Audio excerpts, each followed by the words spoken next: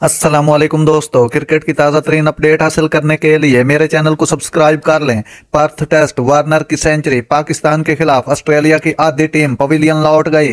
Perth test match के पहले रोज Australia ने पाकिस्तान के खिलाफ 5 विकेटों के नुकसान पर 342 रन बना लिए। पहला रोज पर्थ क्रिकेट ग्राउंड में खेले जा रहे सीरीज के पहले टेस्ट मैच के पहले रोज ओपनर डेविड वार्नर ने जारहाना खेल का मुजाहरा किया और उस्मान ख्वाजा के हमरा पहली विकेट की शिराकत में 126 रन बनाए।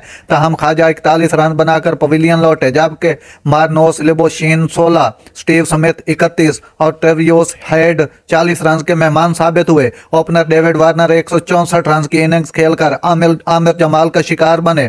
पाकिस्तान की जानिब से आमिर जमाल ने 2, जबकि शाहीन शाह अफरीदी, खुरम शहजाद और फहीम अशरफ ने एक विकेट हासिल की। इससे कबल ऑस्ट्रेलियावी कप्तान पैट कमिंस ने टॉस जीतकर पहले बैटिंग करने का फैसला किया। इस मौके पर कौमी टीम के कप्तान शान मसूद ने कहा कि अगर टॉस जीतता तो पहले बैटिंग करने का ही फैसला करता। उन्होंने कहा कि पाकिस्तान की जानिब से आमिर जमाल और खुरम शहजाद डेब्यू करेंगे। दोनों नौजवान क्रिकेटर को शाहीन अफरीदी और हसन अली ने टेस्ट कैप पेश की। नाजरीन, ऐसी बार वक्त खबरें सुनने के लिए मेरे चैनल को सब्सक्राइब कर लें। अल्लाह हाफिज।